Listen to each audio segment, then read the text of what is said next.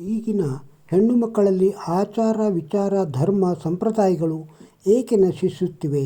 ಧರ್ಮ ಆಚಾರ ವಿಚಾರಗಳು ಸಂಪ್ರದಾಯಗಳು ಮನೆಯಲ್ಲಿ ಪ್ರಾರಂಭವಾಗುವುದೇ ಅಡಿಗೆ ಮನೆ ದೇವರ ಮನೆಯಿಂದ. ಮಕ್ಕಳಲ್ಲಿ ಉತ್ತಮ ನಡವಳಿಕೆ ಪ್ರಾರಂಭವಾಗುವುದೇ ಅಡಿಗೆ ಮನೆಯಿಂದ. ಆದರೆ ಎಲ್ಲವೂ ನಶಿಸಿ ಹೋಗಿವೆ. ಆದರೆ ಅನಾಚಾರ ಮಕ್ಕಳಲ್ಲಿ ಸ್ವೇಚ್ಛಾಚಾರ, ವಿಶೇಷವಾಗಿ ಹೆಚ್ಚಿನ ಅಂತರ್ಜಾತೀಯ ವಿವಾಹವನ್ನು ಹೆಣ್ಣು ಮಕ್ಕಳೇ ಮಾಡಿಕೊಳ್ಳುತ್ತಿರುವುದಕ್ಕೆ ಈ ಕೆಳಗಿನಂತೆ ಕಾರಣಗಳನ್ನು ಕೊಡಬಹುದು. ಗಂಡು ಮಕ್ಕಳಿಗೆ 1 ರಿಂದ 3 ವರ್ಷದ ಒಳಗೆ ಚೌಲ ಅಥವಾ ಜವಳ ಸಂಸ್ಕಾರ ಆಗುತ್ತದೆ.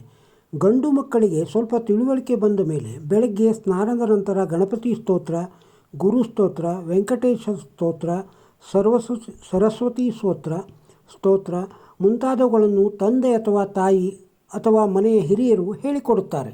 ನಂತರ ಉಪನಯನ ಆಗದೇ ಇದ್ದರೂ ಗಂಡು ಮಕ್ಕಳು ದೇವರ ಮನೆಗೆ ಹೋಗಿ ಗೋಪಿಚಂದನ ಹಚ್ಚಿಕೊಂಡು ನಮಸ್ಕಾರ ಮಾಡುತ್ತಾರೆ.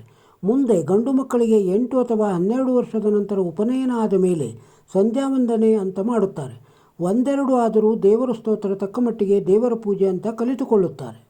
ಹೀಗೆ ಒಂದಿಲ್ಲೊಂದು ಕಾರಣದಿಂದ ಗಂಡು ಮಕ್ಕಳು ಧರ್ಮದ ಸಂಪರ್ಕದಲ್ಲಿ ಇರುತ್ತಾರೆ.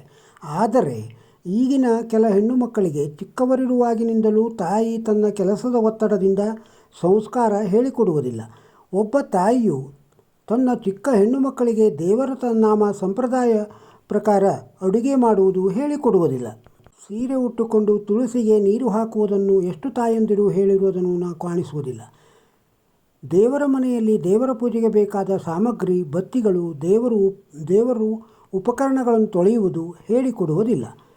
ಅಡುಗೆ ಮನೆಯ ವ್ಯವಸ್ಥೆ ಯಾವ ರೀತಿ ಮಾಡಬೇಕೆಂಬುದನ್ನು ಕಲಿಸುವುದಿಲ್ಲ. ಬದಲಾಗಿ ಶೂ ಅಥವಾ ಚಪ್ಪಲಿ ಹಾಕಿಕೊಂಡು ಶಾಲೆಗೆ ಅಥವಾ ಕಾಲೇಜಿಗೆ ಹೊರಡಲು ತಯಾರಾಗಿರುವ ಮಗಳ ಇವರ ಜೊತೆ ಮಾತನಾಡಬೇಡ, ನಿನಗೆ ಕೆಲಸ ಹೇಳುತ್ತಾರೆ, ಯಾರ ಜೊತೆಯೂ ಸಂಪರ್ಕ ಇಟ್ಟುಕೊಳ್ಳಬೇಡ ಎಂದು ಋಣಾತ್ಮಕವಾದ ಬೋಧನೆಗಳನ್ನು ಮಾಡುತ್ತಾರೆ. ಇದೆಲ್ಲದರ ಪರಿಣಾಮ ಮದುವೆಯವರೆಗೂ ದೇವರ ಮನೆ, ಅಡುಗೆ ಮನೆ ಕಾಣದ ಹೆಣ್ಣು ಮಕ್ಕಳು ಅಂತರ್ಜಾತಿ ವಿವಾಹ ಆಗುತ್ತಾರೆ. ಹೆಣ್ಣು ಮಕ್ಕಳು ಅತ್ತೆಯ ಮನೆಗೆ ಹೋದಾಗ ಗೊತ್ತಿಲ್ಲದ ಜವಾಬ್ದಾರಿ ಮೈಮೇಲೆ ಬಂದು ಜಗಳ, ವೈರುಧ್ಯ ಶುರುವಾಗುತ್ತದೆ. 1-2 ಹೆಚ್ಚಿನ ಜನ ಊರಿಂದ ಮನೆಗೆ ಬಂದರೆ, ಸಂಬಂಧಿಕರು ತಮ್ಮ ಮನೆಗೆ ಬಂದರೆ ಏನು ಮಾಡಬೇಕೆಂದು ತೋಚದೆ ಕಂಗಾಲಾಗಿ ಸಂಬಂಧಿಕರ ಸಂಪರ್ಕ ಕಳೆದುಕೊಳ್ಳುತ್ತಾರೆ. ತವರು ಮನೆಯಲ್ಲಿ ಆಚಾರ ವಿಚಾರ, ಶಾಸ್ತ್ರ, ಸಂಪ್ರದಾಯ ಗೊತ್ತಿರದ ಹೆಣ್ಣು ಮಕ್ಕಳು ಮದುವೆಯಾದ ಮೇಲೆ ತಮ್ಮ ಮಕ್ಕಳಿಗೂ ಮನೆಯ ಆಚಾರ ವಿಚಾರ, ಸಂಪ್ರದಾಯ, ಸಂಸ್ಕಾರ ಕಲಿಸಲು ವಿಫಲರಾಗುತ್ತಾರೆ. ಅನಂತರ ಅಂತರ್ಜಾತಿ ವಿವಾಹ, ಅಧಾರ್ಮಿಕತೆ, ಇನ್ನೊಬ್ಬರ ಜೊತೆ ಹೊಂದಿ ಬಾಳುವಿಕೆಯಲ್ಲಿ ವಿಫಲವಾಗುವಿಕೆ, ಎಲ್ಲರ ಜೊತೆ ವೈಮನಸ್ಯ, ಅಸಹಿಷ್ಣುತೆ, ಸಂಶಯ ಮುಂತಾದವುಗಳಿಂದ ಮನೆತನ ಹಾಗೂ ಸಮಾಜಗಳು, ಮುಖ್ಯವಾಗಿ ಹಿಂದೂ ಧರ್ಮ ಪತನಕ್ಕೆ ಕಾರಣವಾಗುತ್ತದೆ.